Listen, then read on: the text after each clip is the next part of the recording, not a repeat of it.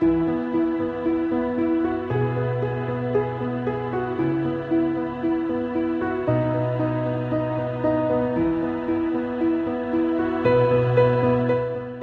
tengo el honor de tener en mi podcast al maestro Darío Cano Arredondo, quien no solo es pintor, escultor, es un soñador de barro y luz, un alma que nació entre las montañas de Envigado, Antioquia, ese rincón que lo vio crecer entre las calles empedradas y abrazos sencillos.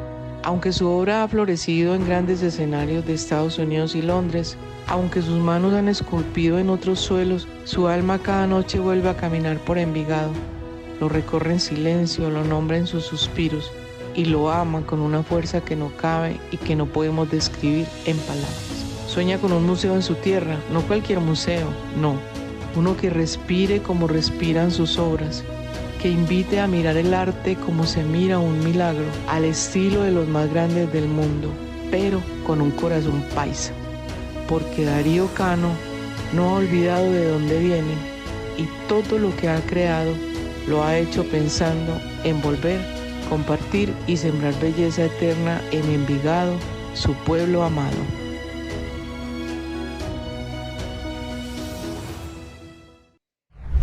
Un emprendedor exitoso no solo construye negocios, sino también sueños que inspiran al mundo. Tenemos en nuestro set la grata presencia del maestro Darío Cano. Maestro, bienvenido. ¿Cómo está? Muy bien, gracias. Muchos saludos, mi doctora Marión. Muchas gracias por darme esta segunda oportunidad de estar aquí compartiendo con usted y con las personas que la siguen. Las gracias se las tengo yo que dar a usted, maestro. Para mí es un muy, muy grato honor que usted esté acá en De Cero al Cosmos. Maestro, envigadeño, orgullosamente envigadeño. Sí, hombre, qué privilegio tan grande haber nacido en Envigado.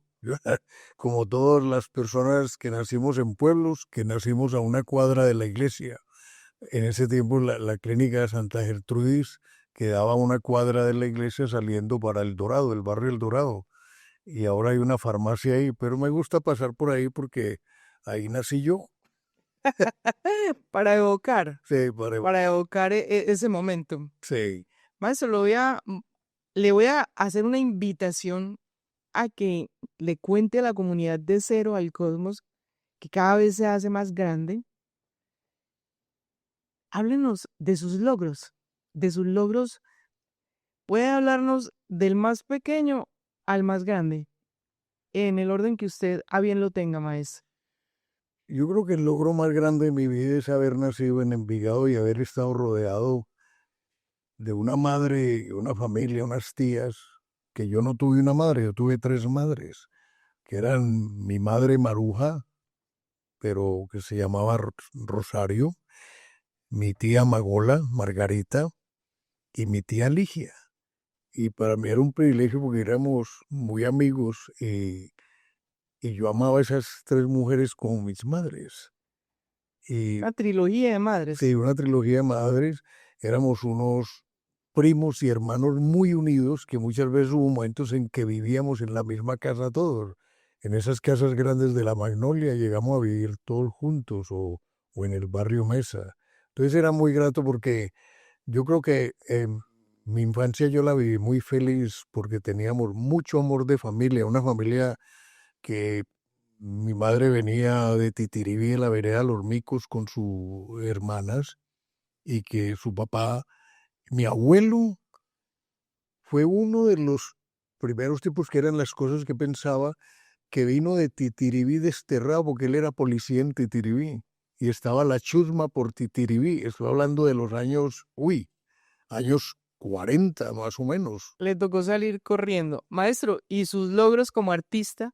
Usted me están volatando, me están volatando. No, imagínese, no, en el campo del arte me da mucha alegría y me siento feliz y porque aquí en el área de Envigado, de Medellín y de Colombia, me tocó y me ha tocado desarrollar y desarrollé grandes proyectos muy serios, muy interesantes.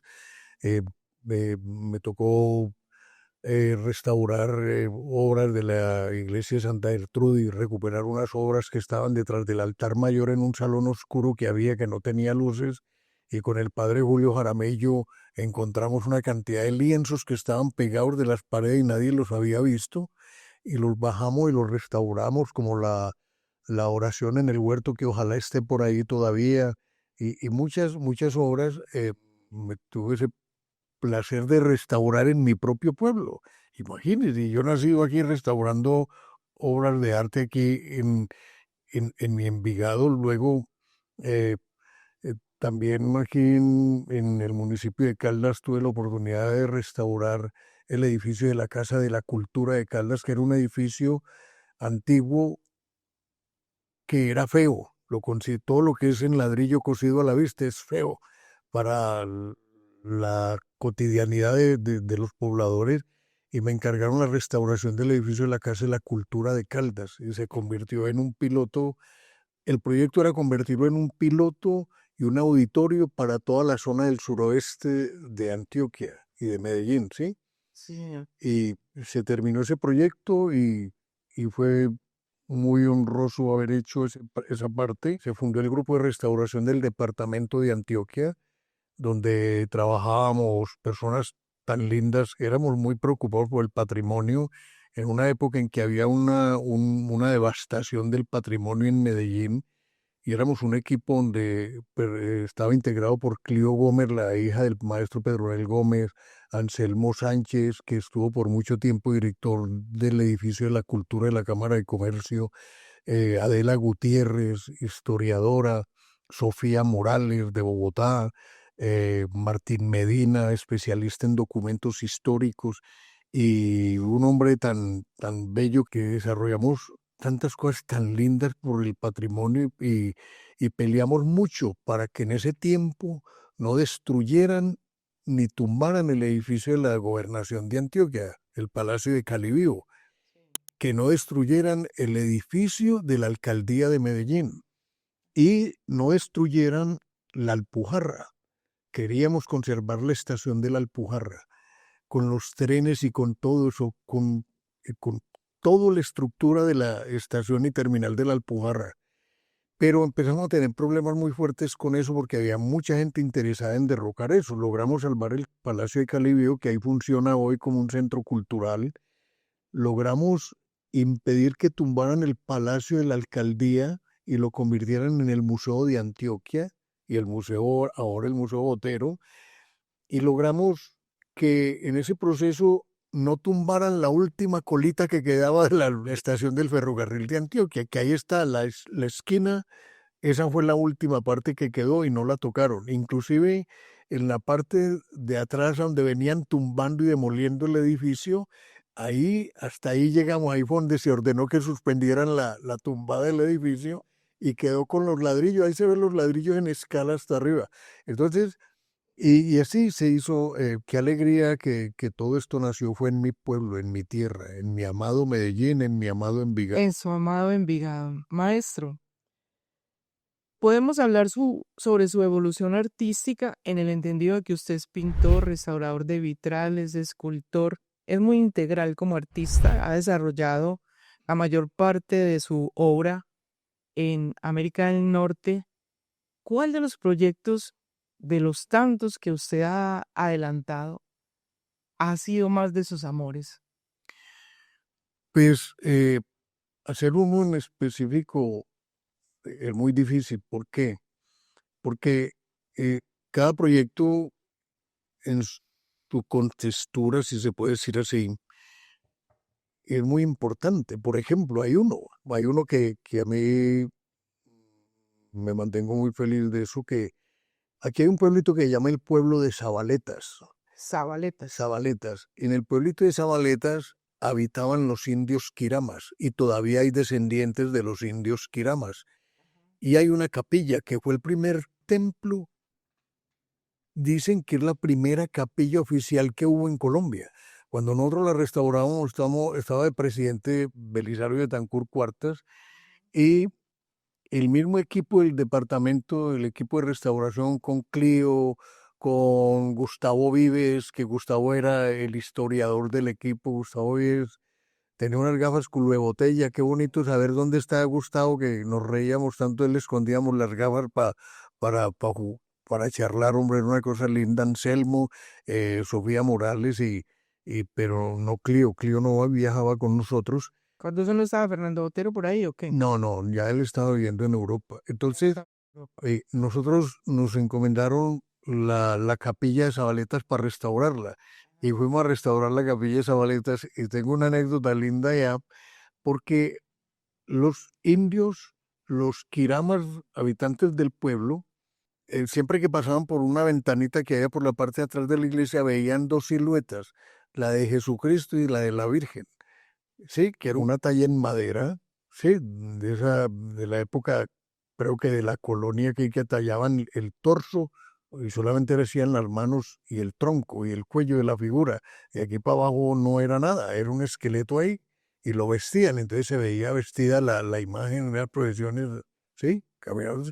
Entonces eso estaba ahí nosotros, ahí en el piso de la capilla de Zabaletas, que es un pueblecito que es como una aguja. Cuando nosotros llegamos ahí, fuimos hasta el cerro, y hay una entradita para bajar al pueblito.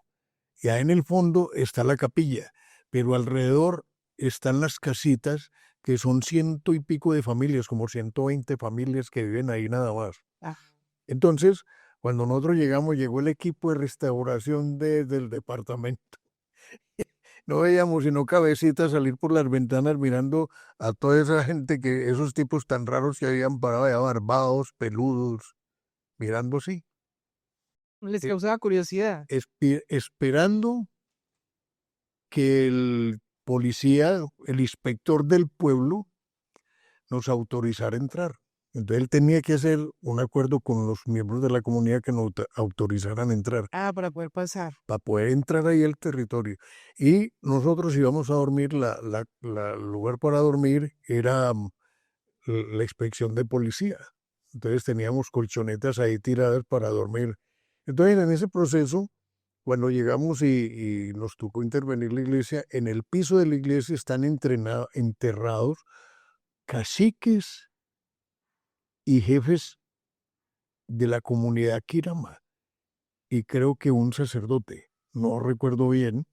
Entonces nosotros abrimos la iglesia, están las bancas ahí rústicas como en sus inicios, muy original, completamente original la capilla, pero entonces nosotros miramos las estatuas que habían atrás de Jesucristo y de la Virgen. Entonces Anselmo Sánchez y a mí nos tocaba sacar las piezas, porque íbamos a trabajar con Silamón Tereche especial de la Bayer, para poder cortar la enfermedad que tenían con el comején, ¿sí? Entonces sacamos los muñecos, así los llamamos jocosamente, saquemos los muñecos para el atrio, ¿sí? Sacamos las estatuas para el atrio, los dos muñecos, y ellos nunca lo habían visto así. Y estamos nosotros ahí trabajando, aplicando brochas con las jeringas, inyectando los hoyos donde había comején y broma, para protegerlos, matarlos, evitar que se siguiera descomponiendo. El Silamón Tereche especial de la Bayer tiene el privilegio que la madera es blanda cuando tiene broma, comején, cuando tiene ese cáncer. Entonces, al inyectar el líquido, que tiene que hacerse con jeringas y muy cubierto, porque una goterita lo puede quemar a uno, ¿sí? Sí, señor. Entonces, inyectando, inyectando, y nosotros estábamos ahí inyectando con mucho cuidado, porque la pieza, con tocarla mal tocada, se podía dañar. El busto natural, del tamaño natural. Y nosotros estábamos ahí, y de pronto una cosa, un silencio y un frío en mi cuerpo y en el de Anselmo. Y volteamos a mirar así qué pasaba, y era que toda la comunidad estaba ahí mirándonos a nosotros con palos en la mano, Diosito, qué susto. porque habíamos profanado el templo. Mire lo que es. Entonces nosotros cogimos y, Anselmo, vamos a irnos despacito, levantemos las estatuas y nos vamos despacito para adentro y cerramos la puerta de la capilla. ¿Sí? y la otra gente estaba por ahí trabajando en otras labores, ¿sí? Entonces hicimos eso y cerramos la puerta. Nos salvamos por segundos de que nos iban a coger a palo ahí. Dios te bendiga. Entonces hicimos el trabajo ahí y terminamos la capilla y, y después el bruto de Belisario, perdónenme un nombre, pero Belisario desde ese tiempo tenía miedo que lo iban a matar, el miedo a los mafiosos, bueno. Llega la inauguración de la capilla de Zabaleta restaurada, recuperada para la historia colombiana, según pues la prensa y toda esa cosa. Y entonces llega este Belisario y le da por llegar en un helicóptero allá a ese cerro. Y nosotros quisimos, nos fuimos de ahí. Qué vergüenza es, hombre. Ese pueblo atentar contra un pueblo así, ¿sí? Entonces, una comunidad tan linda y tan noble que al final terminamos muy amigos todos. ¿Y aún están allá? No sé, yo no volví, No se sabía. no volvía por... Y ya, entonces, para mí, mucha gratitud con la vida por haber tenido la oportunidad de restaurar la iglesia, la capilla de Zabaletas, del pueblito de Zabaletas, la primera capilla indígena y convertido al catolicismo y recuperada para la religión católica, la iglesia. La capilla. Históricamente eso tiene una representatividad bastante notoria. Sí, Lo felicito. muchas gracias. Pero todo no sino por preservación y conservación del patrimonio, ¿sí? De Colombia. Y ahí pues ya vinieron otros proyectos como con Anselmo. A mí siempre me gustaba trabajar con Anselmo, nos entendíamos muy bien en los proyectos. Nos tocó ir a la Biblioteca Pública Piloto a intervenir los murales del hall de la Biblioteca Pública Piloto, los murales de Pedronel Gómez. De ahí nos fuimos y nos tocó trabajar a un proyecto magistral, la Casa de la Convención en Río Negro, restaurando las obras de la Casa de la Convención, porque hace mucho frío en Río Negro, la Casa de la Convención de Río Negro, ¿sí? Donde se firmó el acta de la Convención de 1886, ¿sí? Entonces, ir allá, que es un museo extraordinario, la Casa de la Convención, usted no ha ido, vaya, bellísimo. Allá está el sombrero de Rendón, está, está toda la historia de ese arte precolombino nuestro. Inclusive está una pintura que hicieron de Simón Bolívar, él modelando. Y dicen que es el único retrato exacto de Bolívar y que él modeló para esa obra. Y esa obra está, ojalá que esté todavía allá. Entonces, la obra es un retrato al óleo y Bolívar modelando para el artista. Bueno, y también nos tocó intervenir, que fue cuando empecé yo a sorprenderme con cosas que pasaban empiezo uno a descubrir un mundo que hay oscuro dentro de un poco de cosas, y nos tocó restaurar la colección de arte sacro que hay en la Catedral de Río Negro, la iglesia.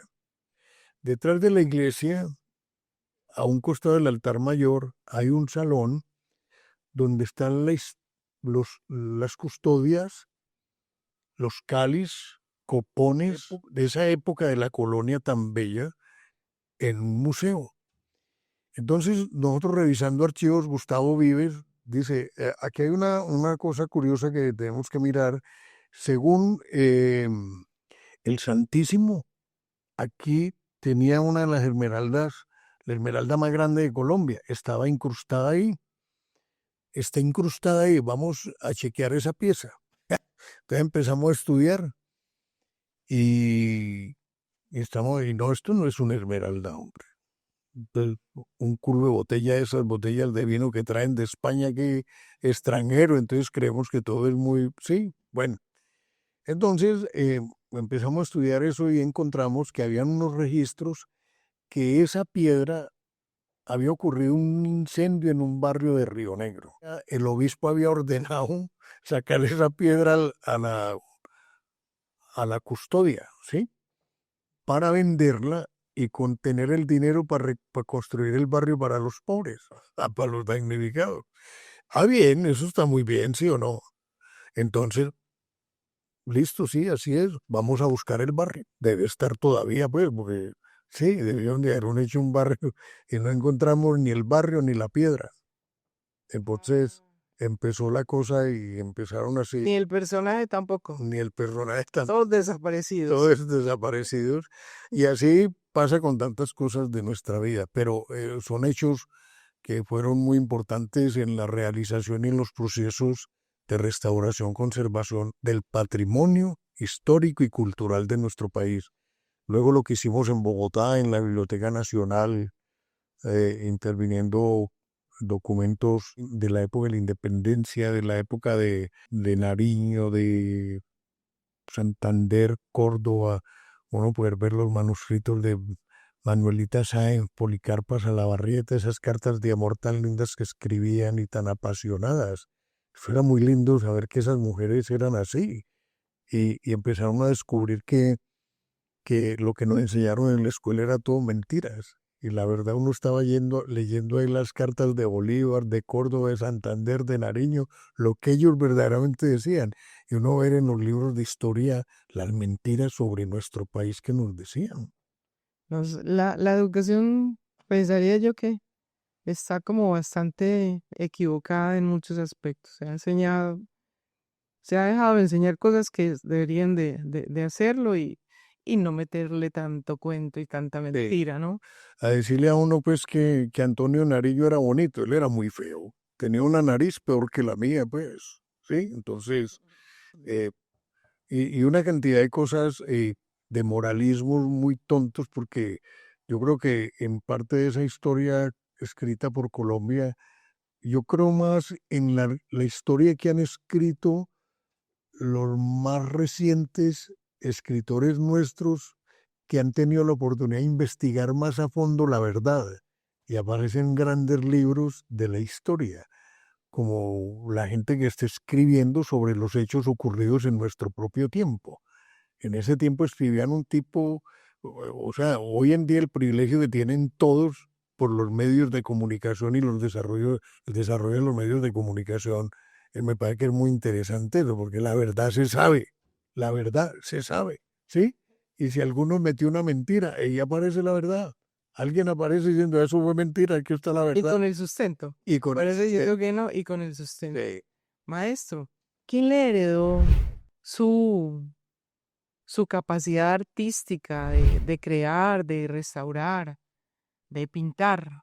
Mi padre, Marco Fidel Cano Tobón, era un hábil para el dibujo y la decoración, pero era un gran dibujante mi padre.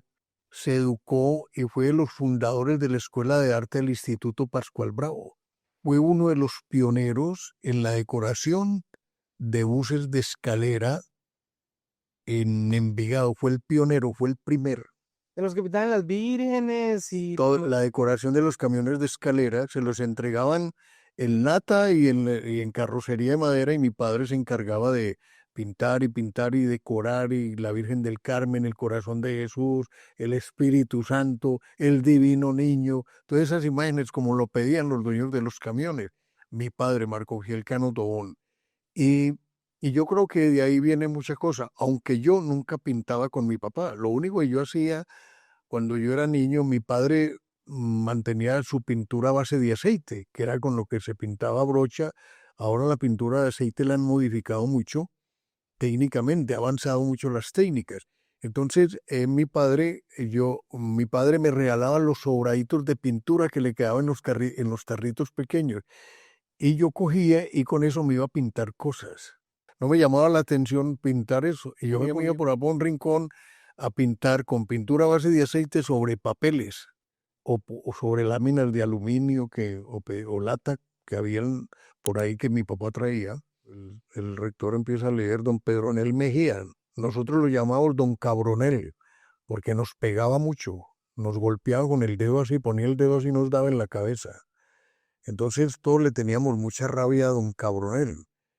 Y cuando lo veíamos que venía caminando por los pasillos, todos nosotros corríamos y nos volábamos de por donde él iba a pasar. para que no les pegara. pero él veía eso y nos perseguía y nos pegaba. De ¿Sí? todas maneras no De es todas salvaje. maneras, era un tipo muy extraño. Envigado tiene muchos artistas, ¿no? Sí, y muy buenos. Muy destacados. Uno de los más destacados, Gildardo Humberto Castaño Gran Mataco, uno de los más grandes artistas que ha dado Envigado. Yo le doy 100 años a la comunidad envigadeña para que descubran ese gran maestro. Un hombre auténtico, original. Mataco lo mataron, hombre. Era amigo suyo. Sí, hombre, era como mi hermano, hombre. Lo mataron, lo ahorcaron, seguridad y control lo ahorcó, hombre. Con un cable de alambre. Fue muy doloroso eso para mí, me tocó encontrar a mi amigo, hombre. Entonces, ¿Supieron por qué? sí, lo mató un tipo de seguridad y control que le tenía rabia a él. Era barbado y peludo. Y casado con una mujer tan extraordinaria como Amparo y con una niña Catalina, que ahora es abogada. Nos reíamos mucho de Mataco porque Mataco para casarse se casó al escondido de nosotros porque fue a Casi Nuevo, una tienda que había en el poblado, y compró un vestido colepato para casarse y vino vestido de colepato al matrimonio Mataco y se nos escondió este desgraciado, hombre. Bueno, y de Débora Arango, ¿tuvo oportunidad de interactuar con ella? ¿Qué Sí. recuerda de ella? La relación mía con Deborita fue muy linda porque cuando yo era niño yo pasaba por Casablanca. Yo no veía a Deborita, que Deborita era una muñeca, era una mujercita, una guitarrita, 90, 60, 90. Sí, era una guitarrita muy linda y Deborita era como una muñeca. El peinado de ella, su pelo aquí y con su partidito siempre, ese peinadito aquí de lado aquí. Muy linda, Deborita era un bomboncito que todo el mundo quería robarse ese bombón, pero nadie podía. Eso era inalcanzable, ¿sí? Bien. Ajá. Pero entonces Deborita, en ese periodo que está Deborita ahí, que esto yo quiero contarlo porque es que la gente ignora un poquito de cosas. eh, en la Casa de la Cultura de Envigado, la directora era Luisa Alicia Botero, que a la vez ella era periodista del Colombiano, o fue periodista del Colombiano. Entonces en el taller nosotros habíamos empezado a llegar otros artistas que habíamos estado por fuera, empezamos a llegar a Envigado. Entonces se nos vino la idea de formar el grupo Artistas de Envigado y crear la sede en la Casa de la Cultura, que no tenía uso. Y presentamos la propuesta a la Casa de la Cultura y se creó el grupo Artistas de Envigado. Reunimos 136 artistas, Débora era parte, el padre Julio, el padre Eduardo, todos, Pacho Rojas que vino de París, Raúl Toro, eh, tantos artistas aparecieron viendo que había una oportunidad y que teníamos una sala de arte. Entonces llego yo y cojo a Deborita en el taller y le digo, Deborita, está pasando esto y será posible que podamos colocarle a la sala de arte Débora Arango para crear una galería con tu nombre, Deborita. Y me dice, ay, no jodas, Darío, no, ay, no, qué pena eso, yo no merezco eso y me da un poquito de temor porque debía haber gente todavía con rabias contra mí. Sí, pues Deborita manejó con mucho temor siempre, porque siempre la amenazaron, ella tuvo que vivir en el exilio en México, fue excomulgada por haber sido amiga de Gaitán, por haber pintado los abortos que ella vio en la calle de Medellín, en las calles de Medellín. Entonces Deborita era, por esa mediocridad social que ha habido en toda la historia, de creer que Deborita era un ser demoníaco, porque pintaba abortos, mujeres dando a luz en las aceras de Medellín y de Envigado. En esos y Deborita atraviese en la década del 40 a denunciar eso. O sea, Débora era muy valiente. Entonces Gaitán, como todo mundo Una sabe, moralidad.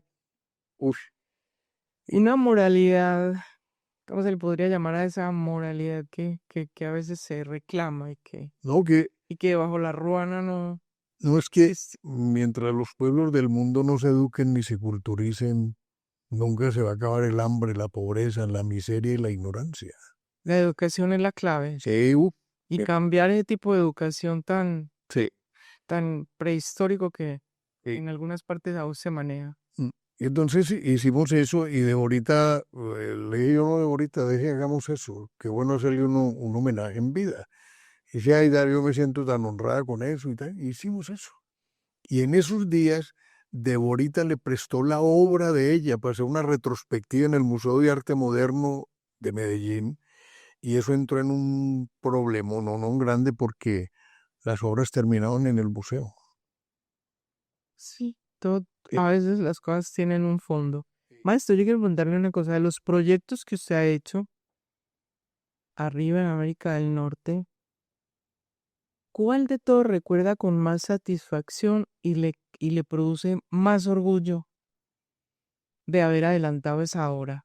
He tenido la oportunidad de restaurar iglesias romanas y para poder hacer eso hay todo un estudio, una investigación muy profunda para poder intervenir un romanesque o un gótico, unas culturas y de civilizaciones tan profundas, eh, restaurar un otomano como es la iglesia de San Anselmo en el sur del Bronx, una iglesia que es una copia en un 70% de Hagia Sofía.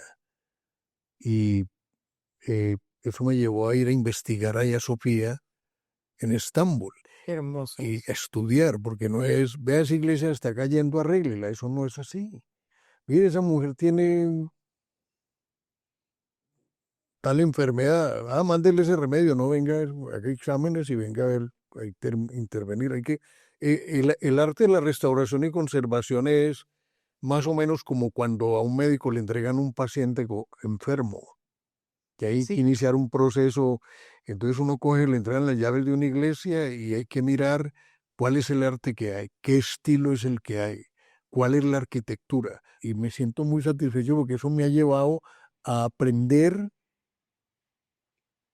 en el hecho cosas que difícilmente se aprenden en una universidad. Dos oportunidades que he tenido de intervenir, dos obras de Rembrandt, dos obras de 1417, de 65, y uno meterse en un universo de 1400. Es una emoción tan profunda.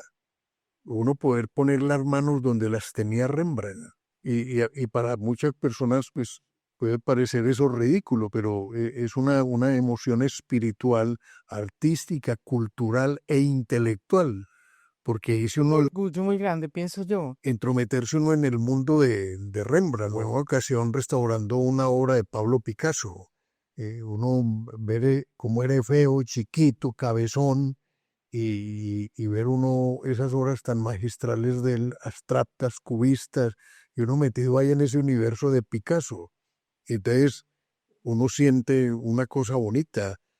En otra ocasión me asignaron un proyecto de Salvador Dalí y, y era meterse uno en ese mundo Muy loco. de ese loco y Un loco muy creativo. sí, últimamente el último proyecto fue la intervención de la sinagoga Osebek o la restauración, la sinagoga Osebek judía, un trabajo con vitrales con asistentes y personas que trabajan conmigo, instituciones que trabajan conmigo, porque hay que trabajar los vitrales. Me tocó la restauración del rosetón principal de la fachada, el óvalo que hay en las fachadas de la sinagoga. Vi la fotografía, sí. Sí, ese es una cosa, la emoción y la sensación al hacer eso, y yo trabajo con mi hermano, yo no trabajo con nada superficial ni con químico, yo no trabajo con nada, yo trabajo con mi hermano, yo no uso guantes, yo no uso nada de esas cosas,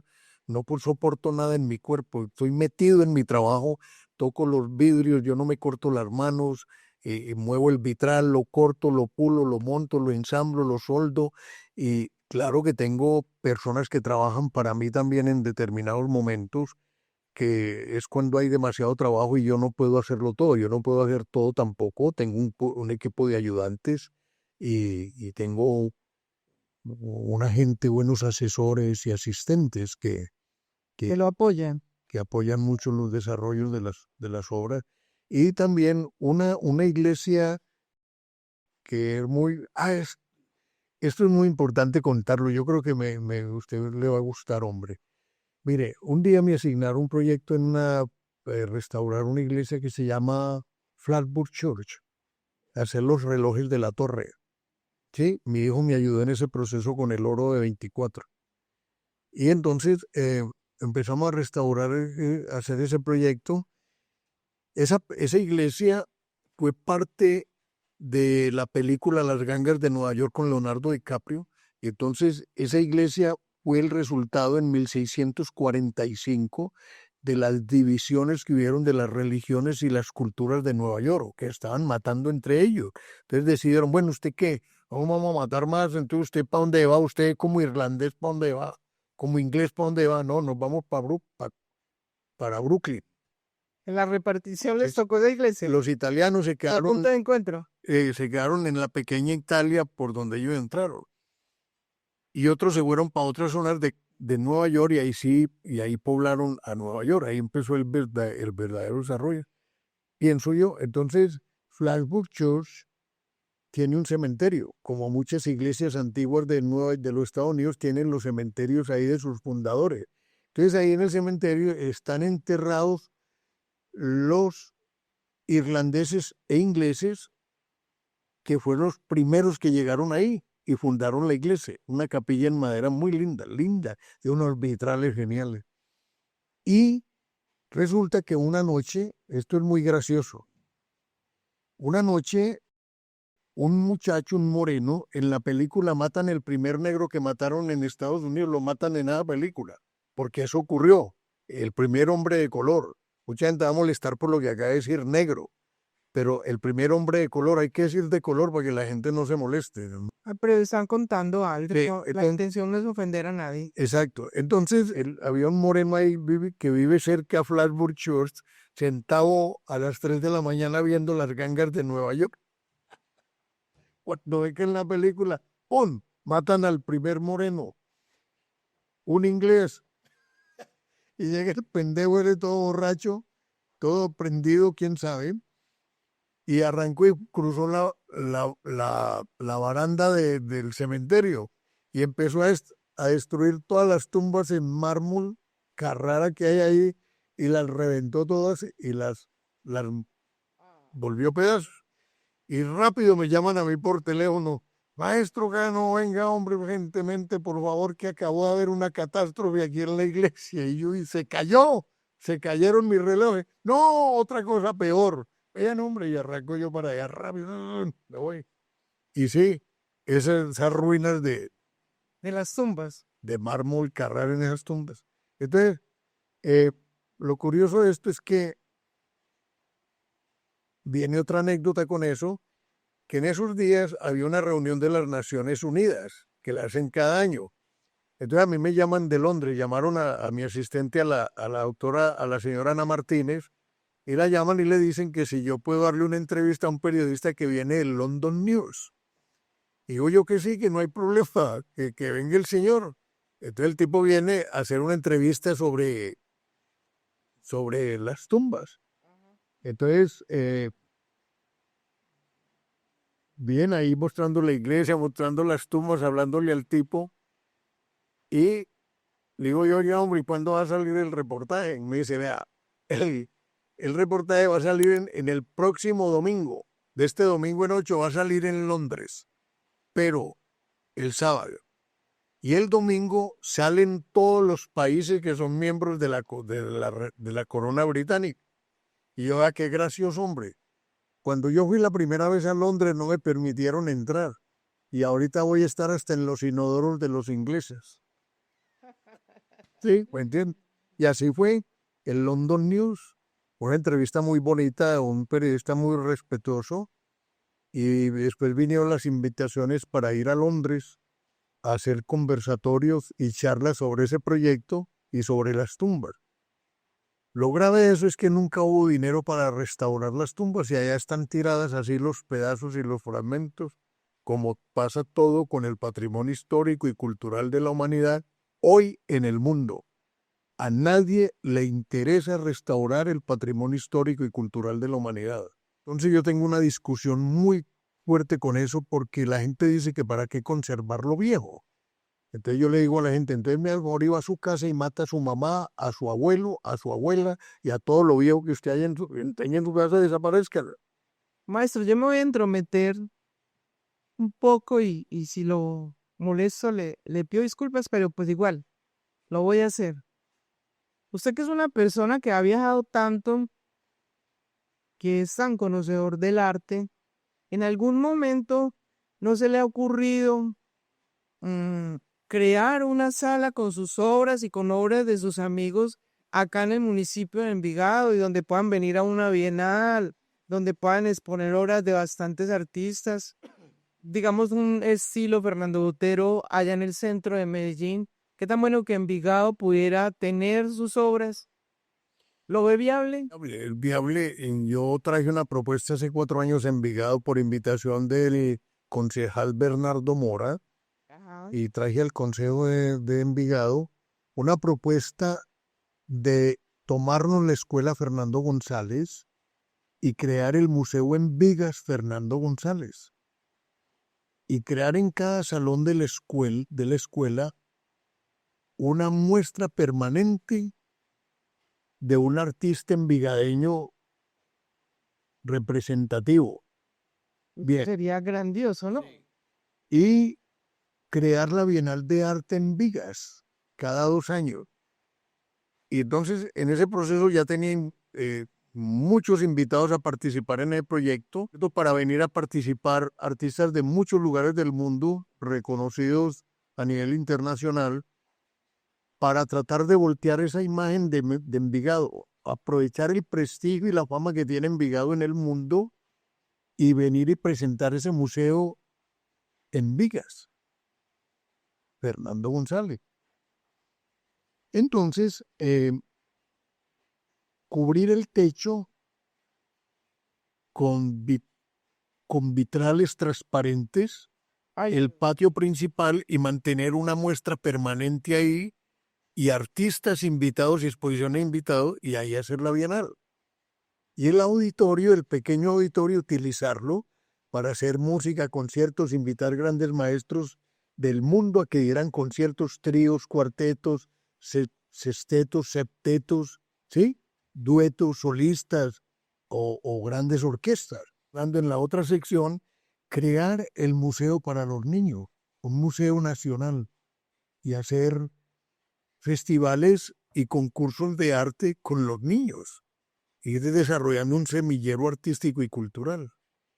Y cuando se hizo esa propuesta en el consejo, nadie le prestó atención a la propuesta. no era el momento, No entonces. era el momento, no era el momento, pero yo pensé que coger mi escuela donde viví mi infancia tan bella, donde me gané ese primer premio, salvarla de que no la tumbaran y convirtieran eso en otra cosa, y salvar ese edificio, restaurarlo completamente y llevarlo a su estado original, porque ha tenido unas intervenciones muy, muy obsoletas, sin conocimiento técnico, ni artístico, ni cultural, ni histórico.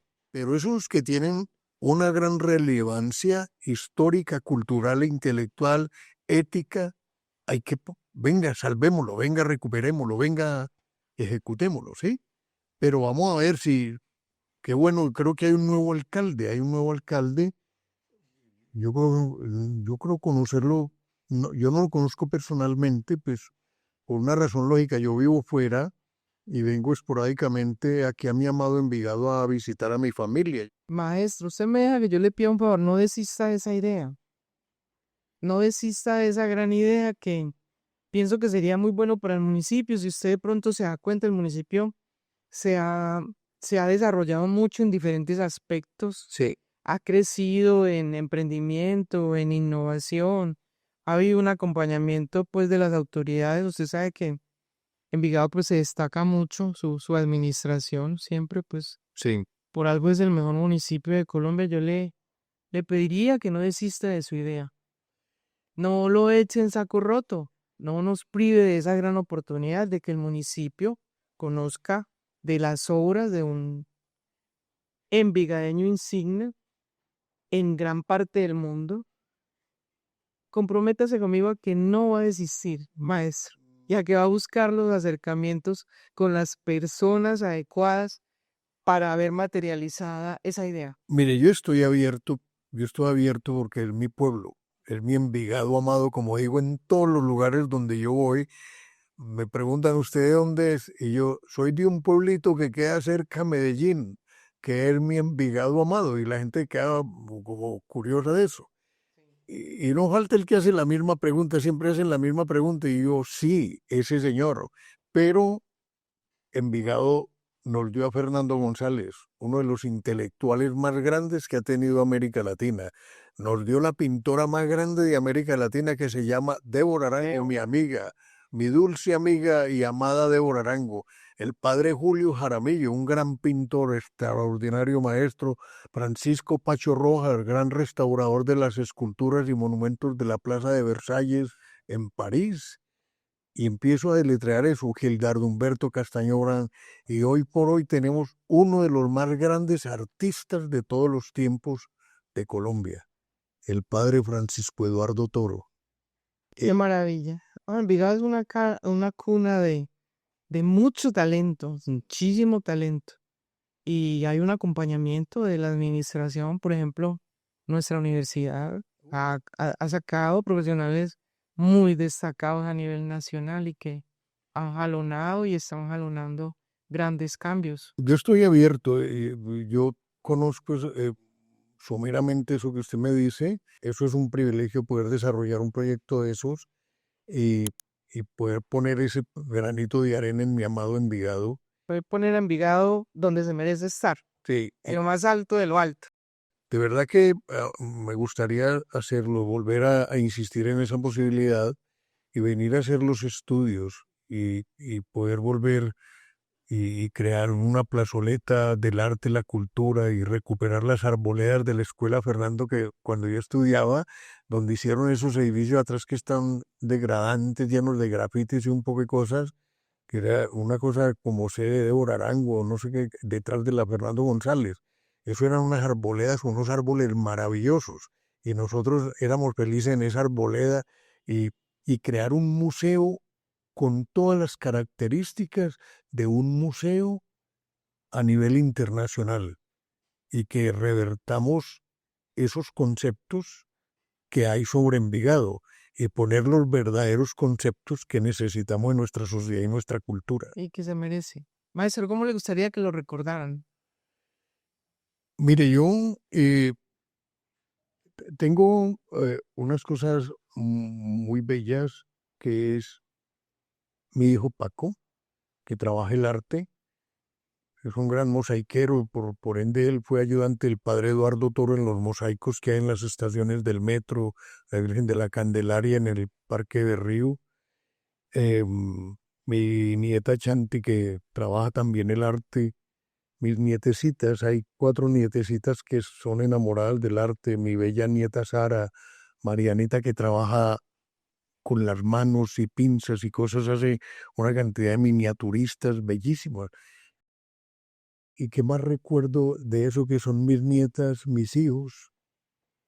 Haciendo arte y cultura, hombre, no andan haciéndole daño a nadie y creando para Dios, para la vida, para la dignidad humana, hombre. Ese es el mejor recuerdo y la gente que viva con transparencia, por los caminos correctos. No hay sino un camino, el correcto, no hay otro camino, ¿sí? Dignidad y respeto por el otro. La cosa funciona bien. Sí, Vamos mejorando. sí. Yo pienso que de tantos lugares donde voy y hay tanta gente, tantas culturas en tantas razas, es cuando uno se imagina que el mundo es tan pequeño y que todos somos iguales, que todos somos únicos, todos somos únicos. Únicos e irrepetibles. Nosotros somos irrepetibles. Los hindúes, tan raros los hindúes, los africanos, esa raza africana tan maravillosa, esos africanos con esa fortaleza, los coreanos, los japoneses. Todos somos tan diferentes, ¿no? Y ver esos rusos, esos tipos con esos cuerpos tan grandes, ese tipo es de verdad, hombre. Usted pone a ver las esculturas de los rusos Los monumentos que hay en Rusia son unos tipos todos grandes, fuertes, y así son casi todos ellos. ¿Como las de los egipcios o qué? Sí, es una cosa así parecida. Grandísimas. Y es porque la gente se pregunta, por ejemplo, cuando Miguel Ángel pintaba y esculpía esas mujeres grandotas así, con unos senos que eran unas bolitas aquí, o esos senos tan bonitos, todos clásicos, psicodélicos, si puede decir, sería yo muy respetuoso al decir eso, y veían esas mujeres así, y decían que ¿por qué las mujeres de hoy no son así? Entonces la gente nunca se para a pensar un poquitico que es que las mujeres de esa época se pasaban en los campos arrayando bueyes, arando la tierra, cargando árboles, amarrando vacas, amarrando caballos, y esas mujeres eran más hombres que los hombres, ¿sí? Y las mujeres de ahora son puro glamour, pues la mayoría, que no se va a sentir ninguna ofendida, pero son épocas muy distintas. Son épocas, sí, claro. Son épocas muy distintas y evolutivas.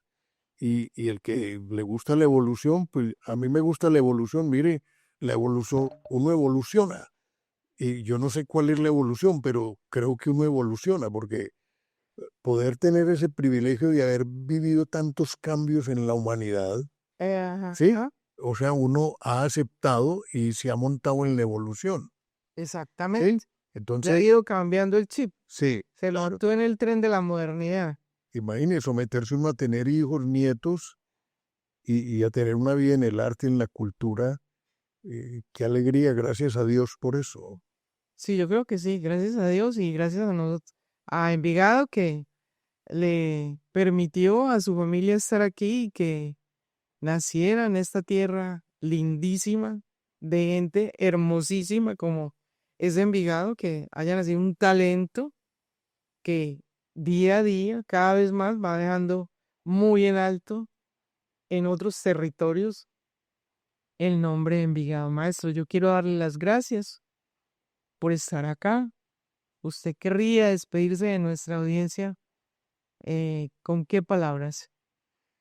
Hombre, eh, me parece que es muy importante este tipo de programas que se están desarrollando, especialmente el que usted hace, porque yo creo que es una oportunidad de poder cada uno ser cada uno. Me encantan sus palabras, gracias. No hay una restricción. Como le puedo contar que hace mucho tiempo yo no volví a aceptar ponerme a conversar porque es que el periodismo de hoy en día se convirtió en una cosa muy extraña. Y primero le pasa una listica a uno diciéndole qué puede decir y qué no puede decir, o de qué vamos a hablar, pero no vamos a hablar de esto, pero sí vamos a hablar de esto. Entonces, no, muchas gracias. No va. No, no va, yo no voy, ¿sí? Gracias por la deferencia. Y Es muy importante para nosotros. y entonces, a mí me parece que aquí, de Cero al Cosmos, y no tengo por qué adularla a usted porque yo pienso que usted es una mujer íntegra y yo creo que lo que más amerita esto es que usted es una mujer con conocimiento, una preparación muy seria y muy respetuosa con lo que usted maneja y los temas que usted maneja y la libertad que se tiene para uno poderse expresar, porque de eso se trata la libertad y vivimos abogando por la libertad, pero condicionamos la expresión. Entonces, ¿cuál es la libertad? Sí, entonces somos libres, somos unas personas libres, pero no libertinas. Somos libres, somos hijos de Dios, fuimos creados para ser libres. Y muchas gracias nuevamente, mi doctora Marión, y a usted y a su audiencia, hombre, que tenemos que tener muchos canales así, libres, libres, libres, y que Dios nos ayude a volvernos a encontrar otro día, ¿sí? Amén que sí, maestro. No me imaginé que sus palabras fueran para de cero al cosmos y quiero entonces, desde el sentimiento, la emoción que me producen sus palabras, decirle con mucho orgullo que usted es la digna representación de cero al cosmos. Partió de cero, que hoy está muy arriba, no tiene techo. Gracias por ser un personaje que cumple todas las características de cero al cosmos. Muchas Aplauso para el maestro, muchas gracias. muchas gracias. Muchas gracias a todos, hombre, ¿sí? Muchas gracias. Lindas sus palabras, me conmovió, mal dicho. Le tuve que arrugar para no llorar. Dios. Gracias, muchas Muy gracias. Si alguna de estas historias ha resonado contigo, si encontraste respuesta a esa pregunta que no le habías encontrado la comba, si sientes que te dio la energía y que te dio la chispa, que encendió la chispa que te permite crear esa idea que tenías ahí y que no habías desarrollado aún, entonces considera la posibilidad de comentar, de darle like al canal, de suscribirte, de compartirlo con tu comunidad, con tu familia y amigos. Recuerden, De Cero el Cosmos fue creado absolutamente para todos y con esa idea de transformación personal, tanto interior como exteriormente. Que podamos comunicarnos todo el tiempo.